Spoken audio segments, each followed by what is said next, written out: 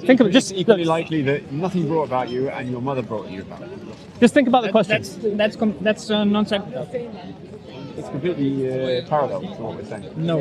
Okay, but what I've It's as likely that you were born by nothing or you were born by your mother. yes. I was born in this universe, so in this universe the laws apply. So outside the yeah, universe, of course. outside the universe could be a bigger universe. Could be. Okay, so if Let's just call it the kingdom. yeah, so let's go with this. Outside the universe, if there is another universe that brought this universe into existence, you've just affirmed that nothingness and something are not equal. Because you just affirmed that something must have brought about this universe. And that's a very I'm reasonable saying explanation. There could be, like, we could be inside of the tube of a cosmic giant and just like a Okay, but that's still something, right? No matter universe somewhere. that's fine. Yeah. No matter what you posit, it's something. So I don't understand why, Jacob, you keep saying no. Why do you keep saying no? Is it because you're feeling uncomfortable? No, that if you because I'm saying I don't know. no, but you do If know. that's the case, and I don't know. No, I don't know means either I can never know, or I don't There's want to some know. things that can never be known. Yeah. But we can make inferences, can't we? Given the fact that the universe exists, it's not an illusion, is it? You touch me, I touch you. Yeah. We exist. Yeah.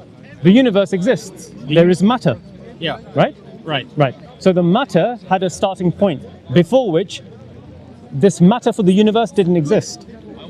So who brought or what brought the universe into existence? It can't be nothing. Therefore, Why can it not be nothing?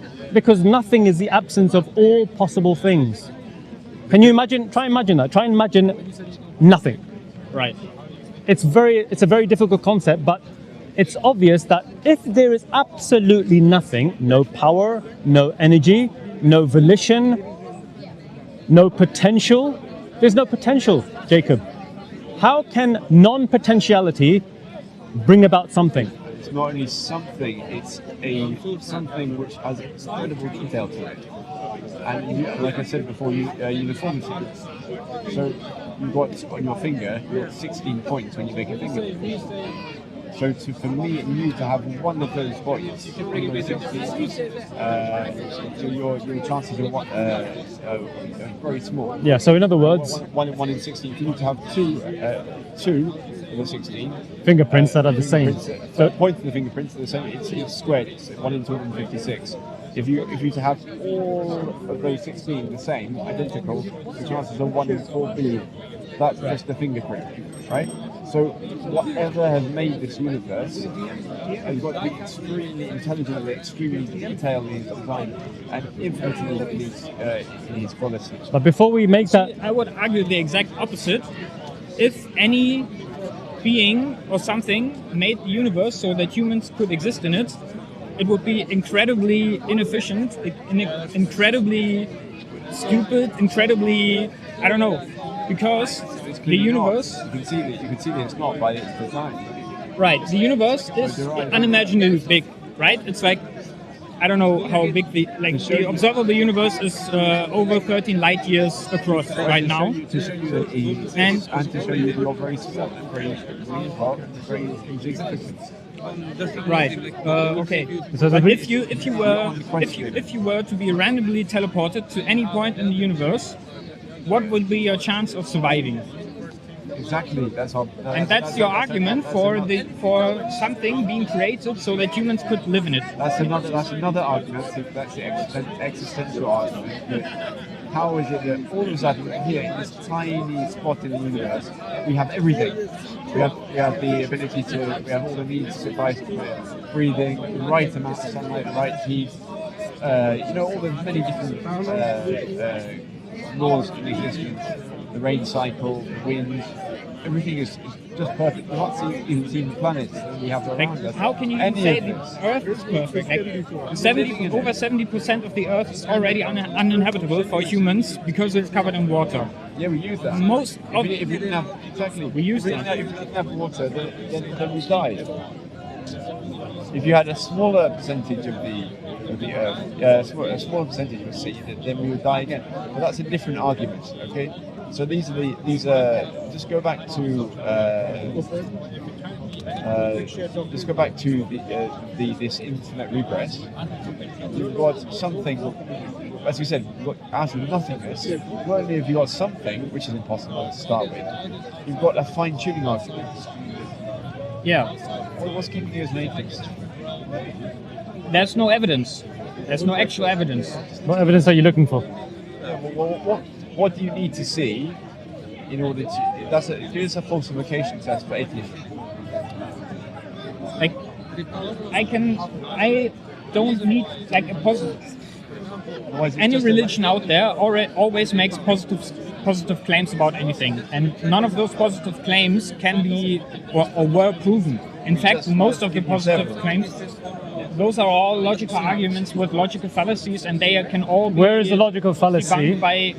Where is the logical fallacy? I'm not a professional debater. I can't, I'm walking around here and I've heard these arguments a bunch of times, but I'm not prepared every time, every day to debunk these arguments. Yeah. But there are people out there, if you watch... Have I given you an argument that is, or have we given you an argument that is so sophisticated that you require a PhD to figure things out? Or have we given you an argument based upon very easy inferences, very easy thought patterns that you can deduce? From common sense or something. There's a reason why scientists aren't common people or random people from the street, but they are highly educated in their field and they study it for their life. So. And there are theists amongst them, and there are atheists amongst them. I know. If you have a look at the Islamic tradition, our religion actually, I mean, let's talk about this. The West wouldn't have the Renaissance if it wasn't for the Muslims, right? So, if anything, many scholars, many scientists or something were theists, and many were atheists. Exactly. And it doesn't necessarily have one thing doesn't necessarily have to do with the other thing. And neither does it necessarily mean that just because there are atheists out there who are claiming that the universe is self-contained, that we roll over and play dead. We still have our mind. We can still think logically, rationally. And if that means that simple thinking leads us to a conclusion that goes against what the atheists have come to in terms of a conclusion, then so be it. What we should be is be sincere towards ourselves and our God-given rationale. Now, you said that something brought about the universe. This something could be another universe outside the universe. But if this other universe brought this universe about, the same question still applies to that source. Did it have a beginning? Or was it always there? If it was always there, the infinite problem of the infinite regress applies to that. If it has a beginning, the question, you're just shifting it one stage down. You're just kicking the can down the road, as they say. So you have to. So you still have to ask the question: if the universe that brought this universe into existence has a beginning, what brought that universe? Now, if you carry on that chain, it becomes another infinite regress, which is an absurdity. The only solution, if you're a rational creature who can think clearly, is that the source that brought the universe into existence has to be eternal. That's the only other way out of it. The singularity, that's what it is, right? The singularity is something that is unique. So that's why it's called a singularity. It only happens once, or it's unique in its properties. Why does it have to be a creator? Why can it not be an event, something that we don't know about that happened, before the Big Bang or something? An event that has a beginning, or an event that's always been there, or a potential event, that's always been there. Is it a potential event that's always been there, or is it a potential event that has a beginning? If it's a singularity, an event, then it doesn't matter if it's eternal or not, because it's the event where time originated, or where the concept of time was created from. Okay, but time doesn't exist prior to the potentiality coming into existence, right? Correct. Okay, so let me ask you this question. If this timeless potential exists, there's no time, there's only a single instance, this potential so-called singularity, how did it decide to transform from a state of non-potentiality into potentiality? What is the rational mechanism that undergirds this non-potential thing deciding now's the time? Remember, there's no time, but I'm trying to make it easy for you to understand. The question is so absurd, it's like asking, well, what's lower than minus 273 degrees Fahrenheit? There is nothing lower than minus 273 degrees Fahrenheit, according to the scientists. When we talk about a timeless, non-potential entity, it's as good as no entity at all. It has no potential, there is no time. So to say, how did it decide to bring about something is as nonsensical as saying, how did nothing decide to bring something about?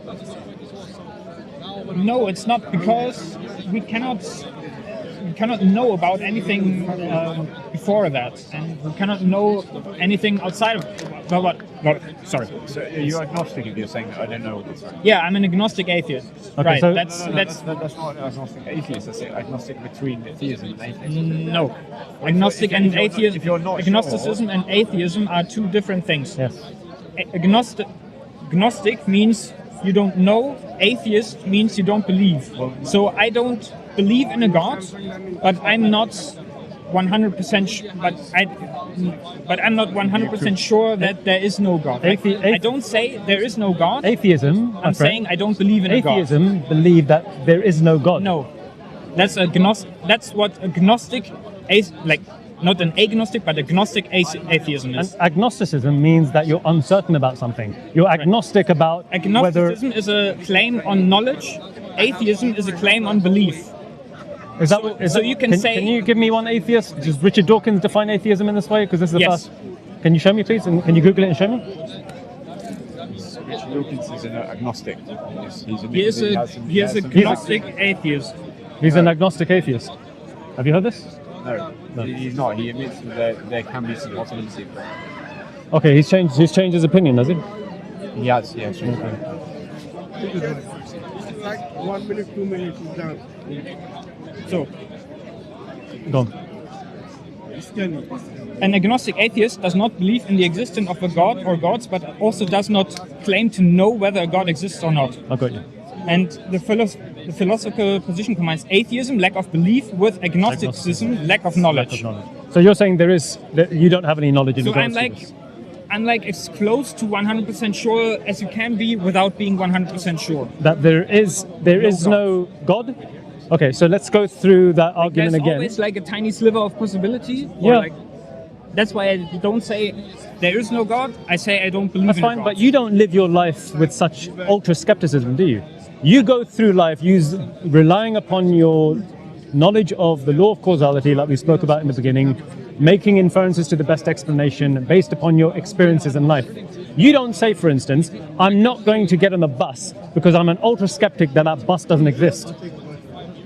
I mean, anyone that lives their life with such ultra skepticism, their entire life would be a self-contradiction, because they live life, they've reached the point in life where they're mature enough to make decisions in regards to the most simplest things. But when it comes down to the idea, or committing yourself to the idea of the possibility of God, you are so ultra skeptic that you're saying even the slightest doubt is enough for me to deny the existence of an eternal source that brought the universe into existence. Well, let me put it like this, Jacob. Then your only other option is that... Well, what is your option? I've given you the options. What other options do you My have? option is to say I don't know until new evidence arises where I at some point can say maybe I know a little bit more. But I don't have the need to say I know something about that. Like, I don't have to answer every single question in life with some certainty about something. There are questions Exactly. where I can say That's I don't precisely know, my point. and I'm fine with that. That's precisely my point, Jacob. Now, imagine the probability is leaning far towards the side of there being an eternal source that brought the universe into existence.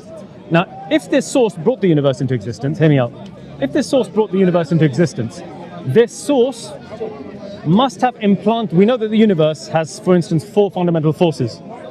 That's what the scientists tell us. Yeah, Electromagnetism, Yeah. gravitation, and the 2 nuclear forces, the weak and the strong. Yeah. And they say that the 4 forces had to have been finely tuned to the point where the probability factor is very, very, very high. Very, very, very low, sorry. Very, very low in terms of these 4 being finely tuned for the universe to turn out the way it has. They say that had these 4 forces just been slightly out of sync, then the universe either wouldn't have begun or it would remain inert. But we know that the universe began and transformed from a point of near enough chaos to relative harmony. Hydrogen transforming into helium. The periodic table is a perfect example of how the universe transformed into more and more sophisticated and heavier elements.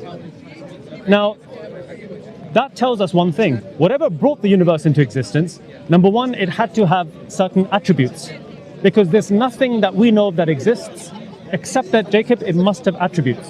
So for instance, that thing right there, inanimate as it is, has attributes. It's hard, it's black, it exists in time, and you can give a few other nominal attributes to that. You and I, we're more sophisticated than that. We have more attributes than that.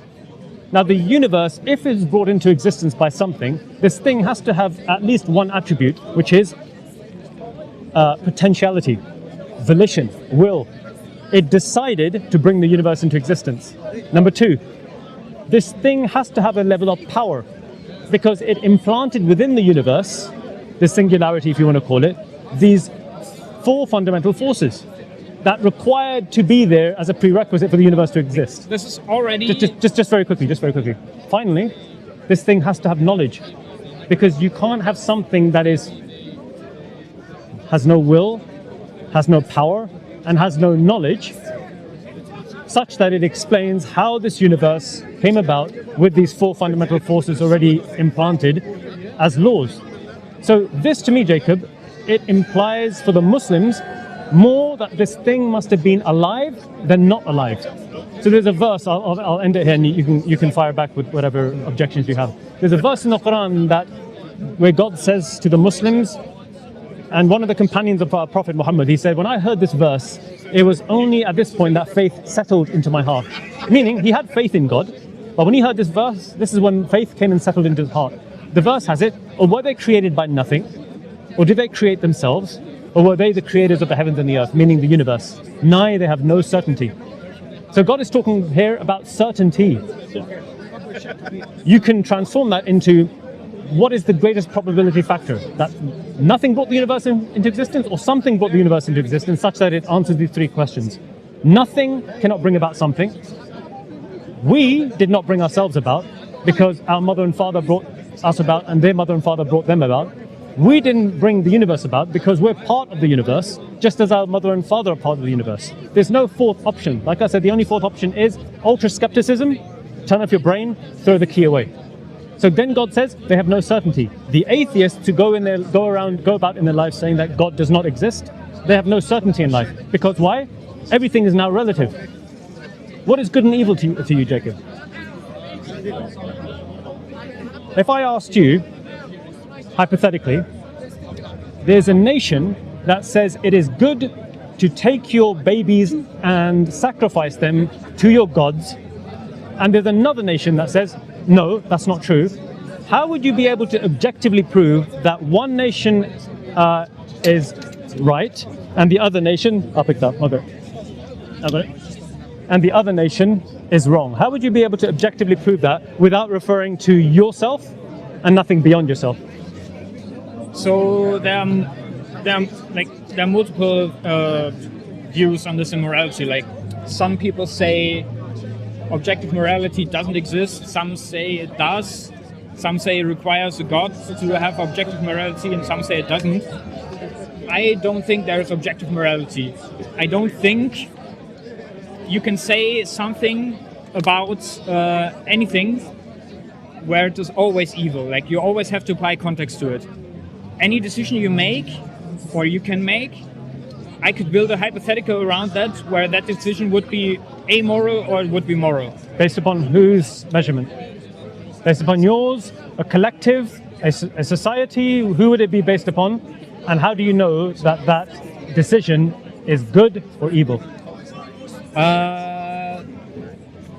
I'll give you an example. So everything's falling apart. I'll give you an example.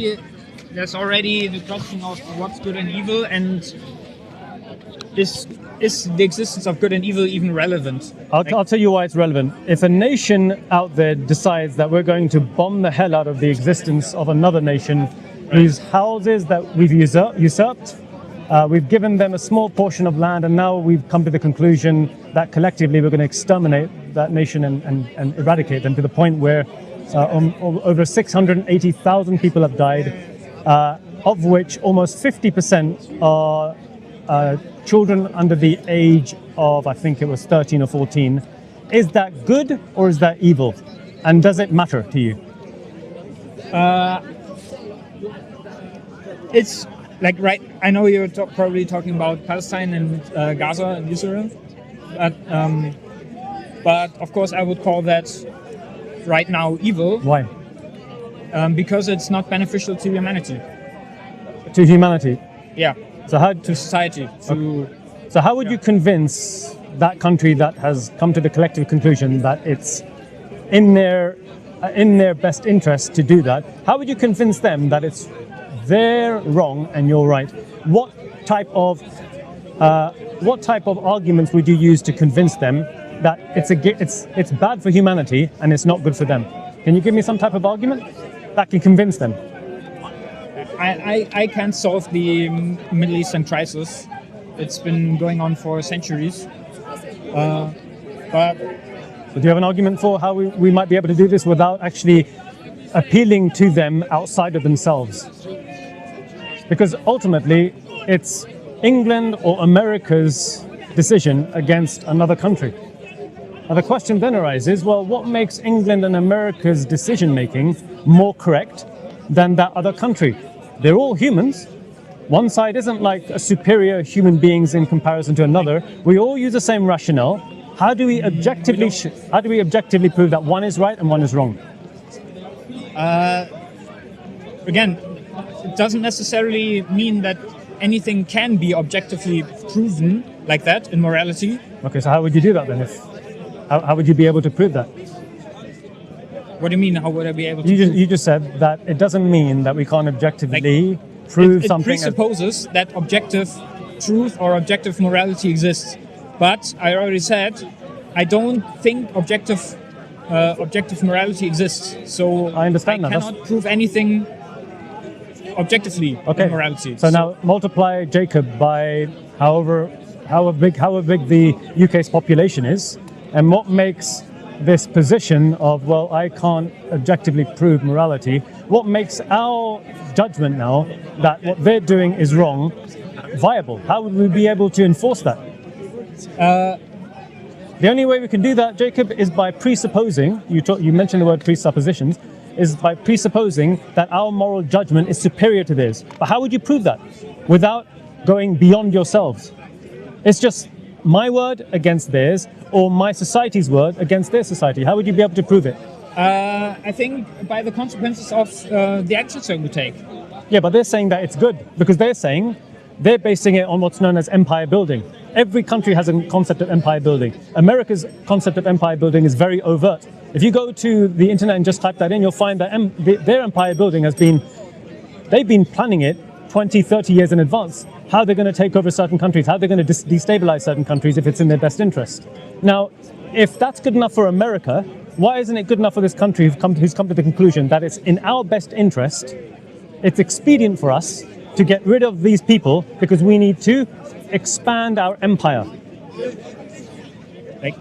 Because God helps America and sends them into those actions. There you go. So he's using an objective standard. And I say that but he's saying...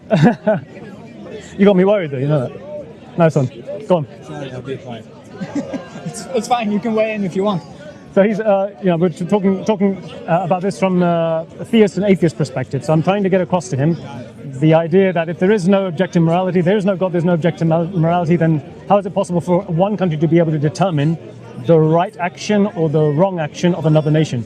It's always going to be my word against theirs, or my nation's word against their nation's word. Right, and you can always look at the consequences.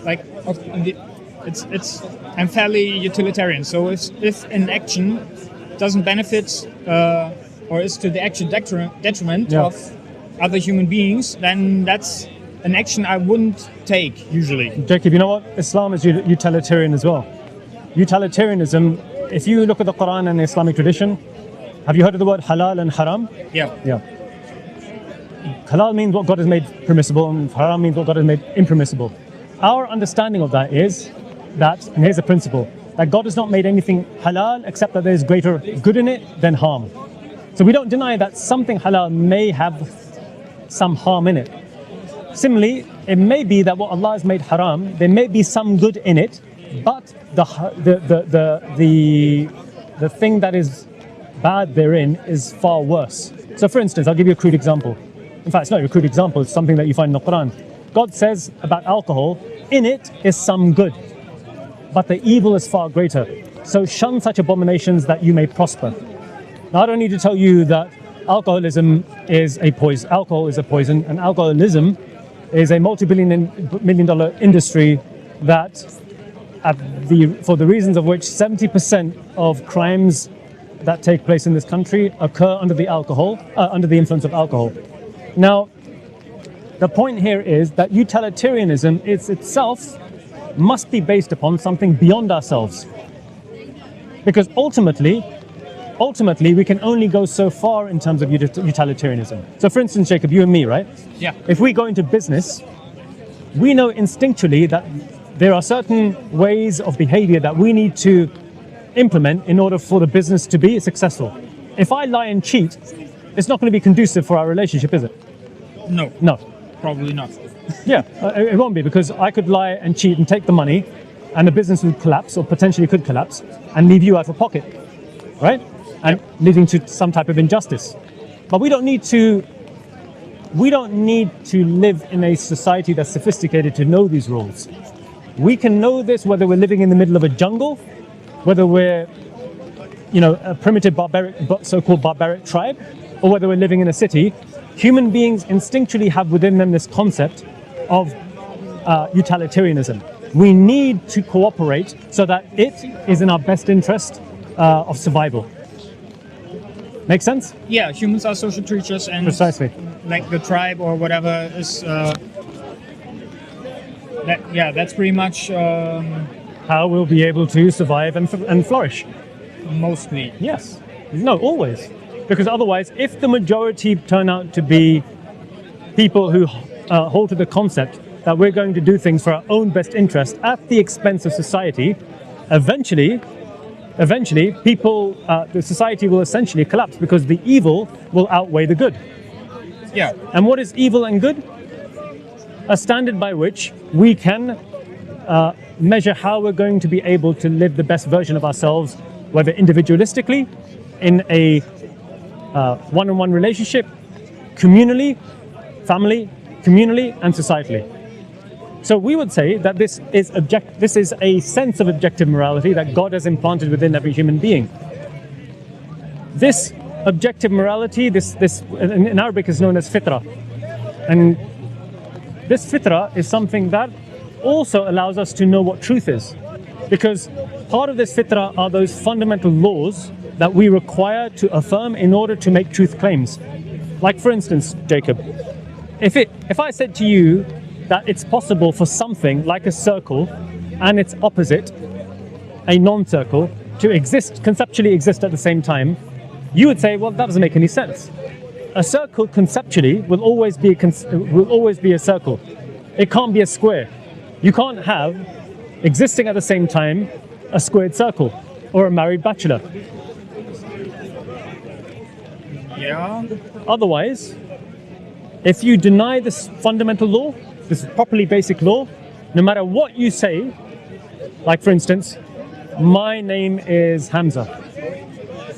Well, that's a truth claim. But because I'm denying that something and its opposite can be true at the same time, it's possible I am not Hamza at that same time. So when I make a claim, I'm Hamza, it's possible, because I've denied this law of contradiction, that I am not Hamza at the same time.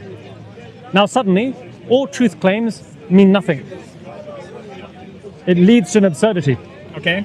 So the world itself, I should say the way human beings have been created, they've been created with an understanding of something that is implanted within them that allows us to make sense of the world. And these are properly basic laws that allow us to then infer, to the best explanation that we have, to the capacity that we have, because not everyone's an Einstein, right? To be able to recognize, well, I can ask questions regarding the beginning of the world that can only be answered through my affirmation of these fundamental laws.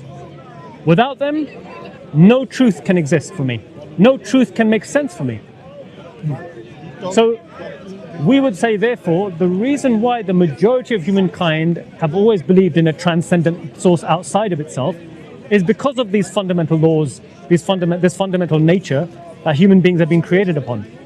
So I remember coming across this, you might find this funny, Abdullah. I remember coming across a recent, like a meme on Instagram, right? Where it says, asking for the existence of God whilst living in the world is like a fish asking for the existence of H2O whilst being swimming in the sea. Meaning the world's existence is an evidence that there has to be something outside of ourselves that's incredibly powerful, incredibly knowledgeable, incredibly wise, and has volition. And this points to not, it does, this thing points to a source that isn't random in nature, but something that has to be alive and conscious. Because if you're alive, and you have power, you have will, you have knowledge, you have wisdom, you have mercy, you have love, and you know these to be true intuitively because you're implementing them all the time. If that's true for you, if that's true for things equal to you or things greater than you, then the one that brought the universe into existence, it has to be more true for that thing. That thing has to have knowledge equal to or greater than the thing that it brought into existence. That's right. So in the Quran, God appeals to mankind. I don't know if you've ever read the Quran, but if you haven't, it reads very differently to the Bible. The Quran, we believe, are the very words of God. So when you read the Quran, you come away thinking, this can't be the speech of mankind. It can't be the speech of a literate man named Muhammad, let alone the speech of some of the greatest minds of the 7th century. It talks about things that delve into morality. It gives arguments against the idea of atheism. It gives arguments against the idea of multiple absolute beings. It laid down the foundations for the Muslim scholars to rationalize how it's impossible for there not to be a creator than for there to be a creator. That there has to be a creator, in other words. So the Quran, for instance, invites Muslims to look at the world. It says, we will show them our signs within the furthest horizons, meaning within the universe, the creation outside of ourselves, and also within ourselves, and until it becomes clear to them that this, the Quran, is the truth. And is it not enough for them that the Lord is a witness over all things?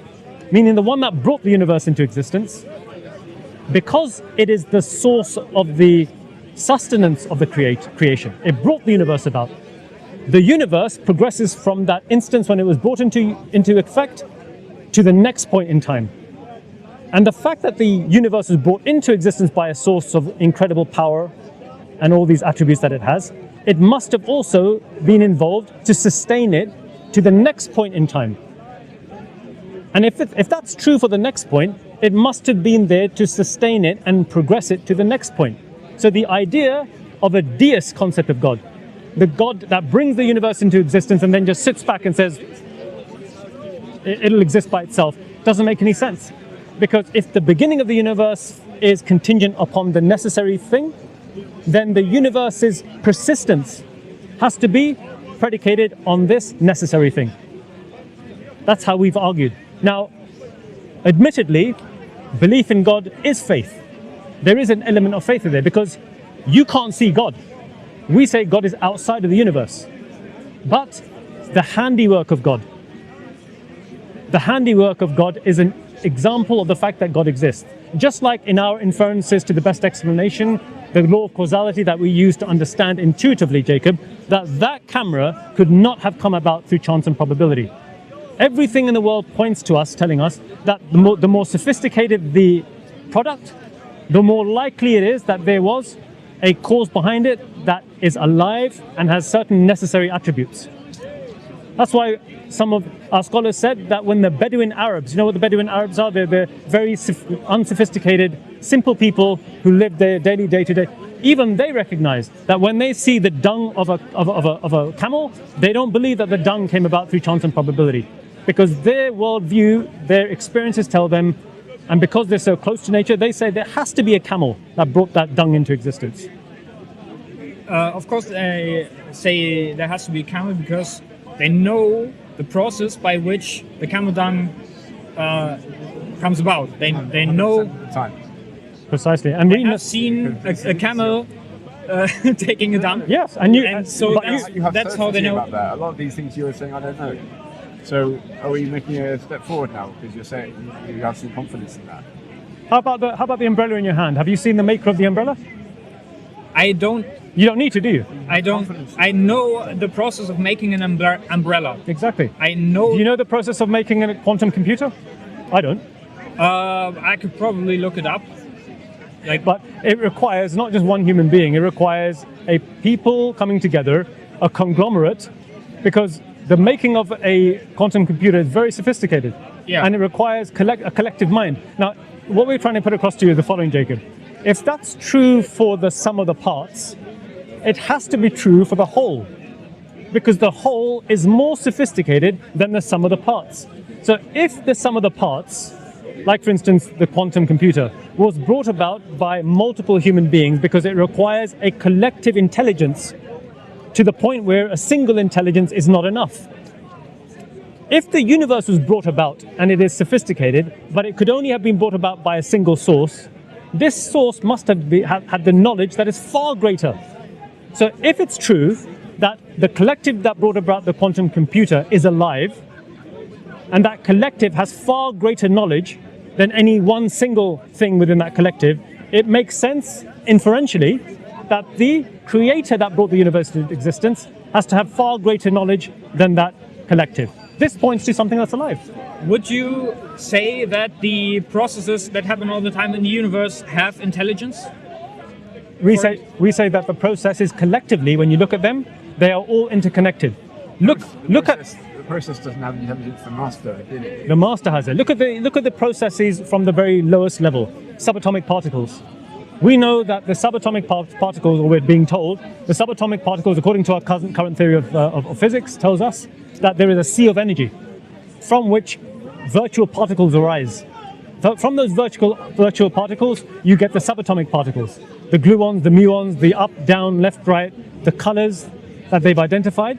But all of these collectively come together to create what? The next stage of our universe, which is the atomic level. You have the electrons perfectly balanced against the protons. You have the neutrons that now they are saying that even the neutrons have a purpose. They're not entirely neutral. You then have the universe where the point where my hand doesn't go through you, it stops because the electrons have that necessary inbuilt law that allows them to repel each other such that matter makes sense. So if you look at the way the universe is structured, everything has its purpose. Everything is interconnected. Now, if that's true for the entirety of the universe, it has to be true for us. How is it that the universe collectively has purposes, but we don't have a purpose? We just live and we die. When everything, Jacob, everything points to us having a purpose. When we are born, people like Noam Chomsky, they say that children are born with an inbuilt ability for language. That's extraordinary. Before that, they claim that there was no ability within the child. The child just picked up whatever it could through learning, hearing, an external thing. Now they're agreeing that what the Muslims have been saying from the beginning, that we are haywanun natiq, we are the speaking creatures. We're not animals. So our scholars, they took from our scriptures the understanding of life, and they came to the conclusion that human beings, they speak because they have in them the fitrah, the inbuilt ability to be able to communicate. The ability to communicate arose from centuries, millennia, and millions of years of evolution. And other animals do actually also speak and communicate. Like, they don't do it on the level of humans, because humans are in that regard the most evolved creatures out there that we know of. Which places us at a potentially privileged position, right? We're in a privileged position precisely because we consider our ability to speak as the means of differentiating us from the animal kingdom. Our ability to cooperate, our ability to speak, our ability to use tools, etc. Our ability to love from over millions of years, exactly, did give us an advantage in nature that placed us in the position that we are right now. So we're the dominating species on Earth, but we weren't always, because we didn't always exist. and we might not always be, because I don't know, we might we might eradicate ourselves soon, something. I don't know. Let's hope we don't. Hopefully, I think I have a confidence in the human species that eventually we'll be able to rectify our mistakes by learning from them. In fact, there's a verse in the Quran that speaks about evil. It says, evil has appeared in the land and the sea because of what the hands of men have earned. We human beings, when we turn away from the objective morality, a source beyond ourselves, what's going to occur, Jacob, is we have to fill in the vacuum that we've created. That vacuum is us improvising through life. So I think, and I don't even need to think, it's happened cyclically over the human saga, where when we've turned away from the objective source outside of ourselves, we improvise, and we therefore end up creating an environment that leads to greater evil. We learn from that evil by suffering, and then we rectify ourselves. So God has spoken about this in the Quran. He says that evil is not something that God commands. God didn't tell us to do evil. He says in the Quran that he says that evil has appeared in the land and the sea because of what the hands of men have earned, so that they may taste a portion of that evil and return back to God in repentance. So God doesn't tell us. In fact, God tells us the opposite. God says, indeed, we have sent down a book, which is an explanation of all necessary things. It is a guidance, it is a mercy, and it is a glad tiding for those who believe. So in other words, the condition here is, in order for a person to live their best version, they have to submit themselves, Jacob, to the obvious that there is something objective outside of ourselves, and this something objective is involved in sustaining the universe, which includes ourselves. Now, the verse continues and says, truly God, He commands to all that is adl. Adl is all things that are just. Wal ihsan, and the best of all things. Wal ihsan, and He tells you to enjoin this upon each other, to your kith and kin. But He's forbidden you from al-fahsha, which is all evil things, all things that are forbidden, and injustices. And this is what He has ordained for you, so that you may use your intelligence. So why are human beings at this present moment in time, Jacob, falling into this point of life where human beings are oppressing human beings at a level that we've never experienced before? Why do the world wars take place? Why is one country eradicating another? Why is one country, one of the richest countries in the world, systematically taking a nation who have had such a rich heritage and systematically indoctrinating them in what they call universities, but what are really in sort of prisons for children in their tens of thousands, being mass indoctrinated away from their religion that they've freely chosen to choose. Why that is because human beings have turned away from that objective standard. When you do that, you relativize morality, and then it's just my word against yours, my nation's word against your nation, and it's a free-for-all for people to do whatever they want. This is the issue. When you take God out of the equation, then what you have to deal with is relative morality. I heavily disagree with lots of things that you said right now. Obviously, universities aren't prisons, and people aren't indoctrinated. I'm talking about the people, the Uyghur community in China, where the Chinese Han people, the government led by the Hans, they've taken the people in the north in Xinjiang, and they've, for almost coming on a decade now, not only persecuted them, but castrated their women so that they can't procreate, taking the children and placed them in their tens of thousands into these so-called universities, but they're actually de-indoctrination centers to try and deprogram the Muslims. The Muslims had been forbidden from fasting. I think there are still provinces within that area where the Uyghur people are not. If you want to know a little bit more about this, there's a lovely restaurant run by a Uyghur gentleman in central London called Turpan. Go and speak to him. He's from that country. I don't know much about that, but you understand the point I'm saying, right? Similar things Relative have morality. happened throughout history on any side. Like any religion you can take and say and point to some point in time where they have invaded a country or another religion or anything and have forced their beliefs on them, and you can do that in the name of whatever, in the name of their God, or in the name of their religion or their prophet or anything, or in the name of deprogramming or whatever you may call it. So that's not an argument. Like, you cannot say It's not an argument for what? For the existence of God? Or for the existence of morality? For the existence of good and evil? Or what? The argument is there's a necessity for this. Otherwise, for your belief in God. Otherwise, But if you say relative. We've dealt with there being a good God. Now we're explaining to your heart why it's necessary for you to believe in this. Otherwise, this is how dangerous it can become. That's what we're saying. But then again, you have the same problem because, like I just said, the same thing happens from people that believe in God, in any God. In what way? In the sense that they decide that it's okay for them to go and kill babies or kill children, because I can promise you Islam doesn't actually say that. I don't know, but Muslims have carried out those acts in the name of their religion. What, as in killed babies? Yeah, like look at what you said. Islam was the height of science in, I don't know, 1,000 years ago or something. And then some fundamentalist Muslims have burned all the universities down, have killed all those people that disagree or like don't believe the way that they do, like the fundamentalist mullahs, and in the name of their religion. So can you give me an example of this where the Muslims have done this? And I'm talking about not fringe. I'm not talking about the black sheep in society, like the KKK or ISIS, who are so small in number that the majority of Muslims right across the world immediately condemn them. I'm not talking about the heterodox sects in the past, like for instance, the heterodox sect known as the Kharijites. They were a small portion, and they were known as heterodox. They were designated as heterodox. You know what heterodox means? No. Not part of orthodoxy. They're not part of the true understanding of Islam. True understanding of Islam. True understanding of Islam is Islam by whose definition?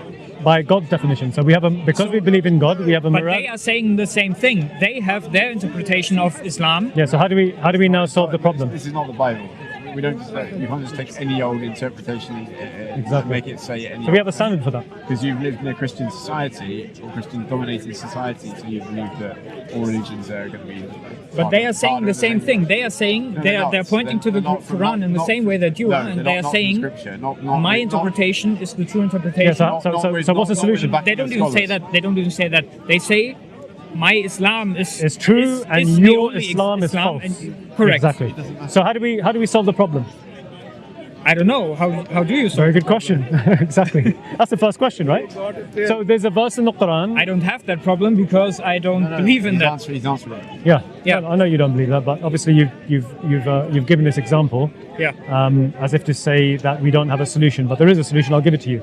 The solution is something that's been implemented by the majority of Muslims across the world, whether from Malaysia all the way across to Canada, America, etc. Right? The Muslim collective, the reason why we've condemned the likes of ISIS, the reason why we fought against them, and we continue to fight against them, is because of the body of evidence that we have from our scripture that tells us, chapter 4, verse 59, it says, O you who believe, meaning the Muslims, obey God, obey his messenger, and obey those who have been placed in authority amongst you. If you differ in anything, refer it back to God and his messenger, and that is the best form of interpretation for you. That's the best form of interpretation. Now, when ISIS come with a verse from the Quran, and they claim this is our legitimacy for killing non-Muslims, or even killing Muslims, because they don't care about the differentiation between a Muslim and a non-Muslim. They'll kill anyone that they believe to be non-Muslims, and that can include the majority of the Muslims, which they have done. Now, what do? We take that verse and we ask ourselves, is this like relative morality, where it's my word against yours? Or is there an objective standard beyond the two of us, ISIS and the Orthodox Muslim, to be able to determine the correct understanding of the verse? Well, there is. Our religion has been preserved to such a point where we have the words of the Messenger of God, we have the words of his companions who were his students, and they wrote down how the verses are to be interpreted from the Quran, including those verses that were revealed in regards to war, so that the Muslims can. I think that was a flash. Yeah, I thought it was lightning, but it was a flash. Yeah. So that the Muslims can understand their religion correctly. So we go back to how the companions of the Prophet understood this. We go back to the Prophet and we ask ourselves, okay, this verse that you're applying as a justification for the killing of Muslims and non-Muslims without reason, is this how the Prophet did it? And we find that no, it's impossible. Go begin, guys. You need to go? Yeah, I think we have some more points on the list, but Okay, no problem. Thank you for your time. it was very. Thank you for your time. Thank you. Jacob, thank you very much. Okay. Listen, if it's created any curiosity, pick up the Quran, have a read. At least you'll be able to understand your fellow Muslim a little bit better, right? I'm never against reading. That's it, exactly. Give it a read. I mean, you read the Bible, right? I've read. Parts of the Bible? Yeah, I've read most of the Bible, but Yeah. yeah. Read the Quran, you'll find that this is quite... Did you persuade him? Huh? Oh, are you the mother? I think yeah. Okay, you know, mother, I think you know him better than I do. Yes. So if I say to you, he has a stubborn streak, no, I'm joking. That's what I'm asking. If you were able to persuade him. Let's, No. maybe you guys can have a conversation over that as you're walking away, you know? Nice one, Jacob. Listen, nice one, right? Very nice talking to you. And you too. Thank All the best. No way. Where are you from, by the way? Germany. Oh, Germany. Nice. Yeah. Nice. Okay, cool. I recently came across a news report. Actually, I was going to say the news report apparently has it that Muhammad, the name Muhammad, has become one of the most popular names in Germany. Is that true? Could be. Could be. I don't know. Yeah, probably in Berlin. Definitely. Germany and also in Berlin. Yeah. Okay, so quite a few Muslims there, right? Yeah. Yeah. Because I know I know you guys love your donut now. Oh, we're from Berlin, so of course. It's Exactly. like The hub of donut, right? Just like this, the favorite dish of England used to be fish and chips. Now it's curry. I know that. And the funny thing is, they like a curry that wasn't even. If you ask the Indians and the Pakistanis, they don't even have that curry in Pakistan and India. The vindaloo, right? It was specifically invented Yeah. for the taste buds of the Britishers. Like, doner has been invented in Berlin as well. So Yes. Yeah. Muslims in Germany are Turkish. Yes. Yes. Yeah. Lots of Is it? A lot of Arabs now as well. I might just come down and visit then. Sure. In other words, it's quite a bit of halal there, right? Halal food. Yeah. Right. Listen, guys, listen. Safe journey home. Thanks for your time. Thank you. Appreciate it. You as well. ولهذا استغفر الله لي ولكم ولسائر المسلمين.